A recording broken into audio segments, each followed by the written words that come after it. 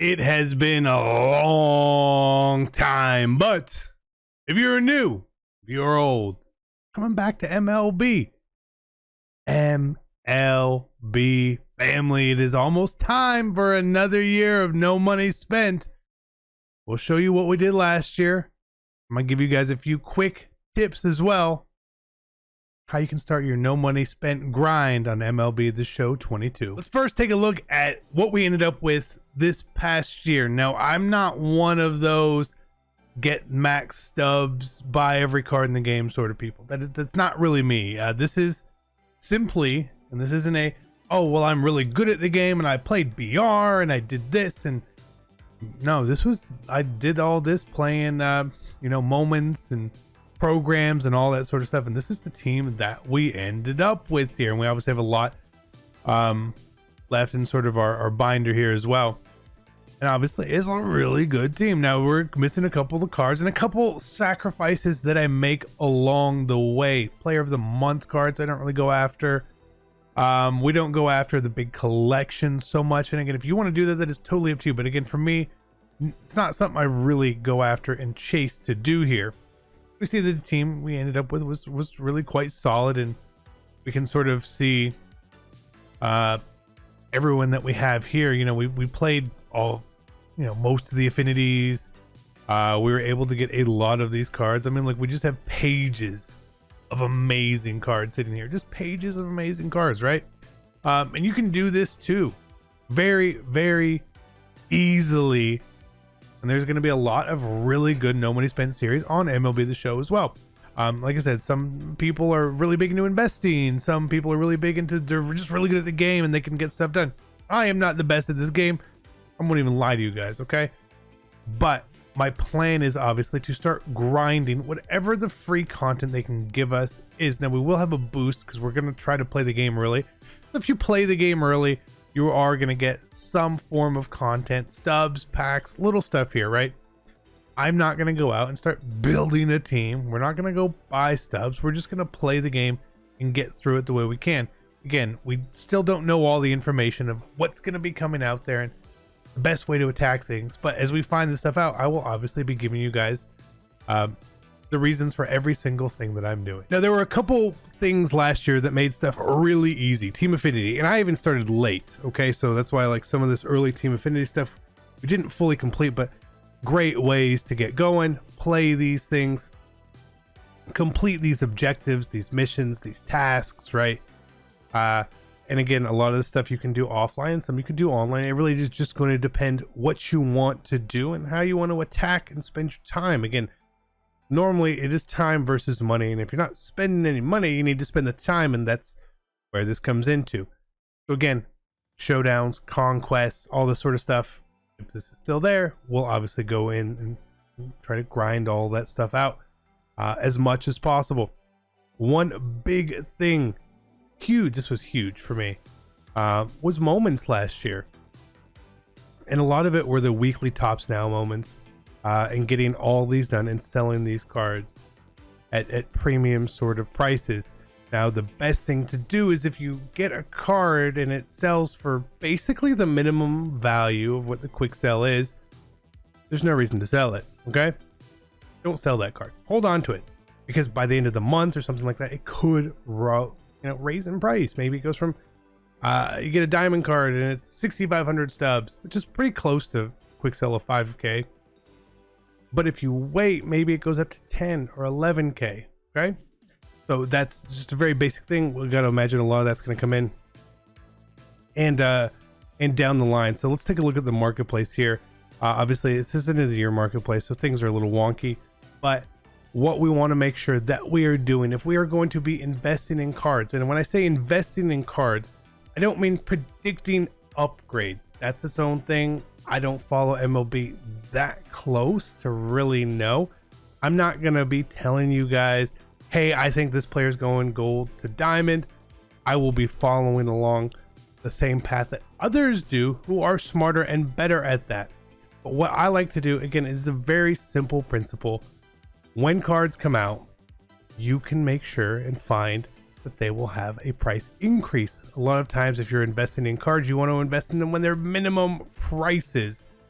So let's take a look at a couple of cards here, like the all-star cards. Okay, now even to this day, these cards are still selling above quick sale value. And like if we look at it in the marketplace here, you can see these lots of fluctuations. And again, this is all just really recent, but again, you will see a lot of fluctuations here. So whenever certain programs come out and there are minimum value cards, you're going to want to try to grab those things. Okay, and hold on to them. You do need to have stubs to do that. And if you have to sell stuff to invest or acquire other items throughout your journey here, that is a totally fine concept. But you will also see there are going to be cards that come out. Let's find some of these cards here, which crazy. So obviously high overall cards, but there's a lot of low overall cards. And here's a phenomenal example. This Cabrera card, it came out really early on as a reward last year. We see its price right now is just basically like it's the maximum price, right? When this card came out, it was 15,000 stubs. Now you can guess wrong at times. Okay, so investing in cards in packs is not nearly as good as investing in reward cards, and not necessarily reward cards from the standpoint of first inning program boss. Sometimes that works and they do go up, like the first inning boss has changed a lot of price, but they're also really expensive. Really easy event rewards and stuff like that is stuff you want to look into. Again, some of these cards right here, Nick Markakis is 600,000 stubs right now. 600,000. Now, inflated, but again, these cards have been really expensive for a really long time. Same thing with this Shane Victorino. Stuff like that is where we're going to look. And that's going to happen a few times throughout the year. A couple things that we can look at really early on are really low rated reward cards that we're going to be getting from programs and stuff like that. Things that have an end date on them. Okay? Not open-ended stuff, not like an Affinity, because you know, if you can do that forever, then those cards won't have the same value. But I remember going back in time, and you could very easily, very easily have bought all of these veterans cards for minimum value, 25, 30 stubs, which is basically what they will quick sell for. And then if you held on to them over time, they gained in price. And eventually when a collection came out, a lot of people who get these cards, they just quick sell them and then they need them. And that's where we come in. Okay. So you're going to have to keep that in mind as we go throughout the process. Again, it's going to have, you just see with a lot of these cards, these are not good cards. These are not usable cards, but man, they have a lot of value. A lot more of the value comes from the gold and lower cards.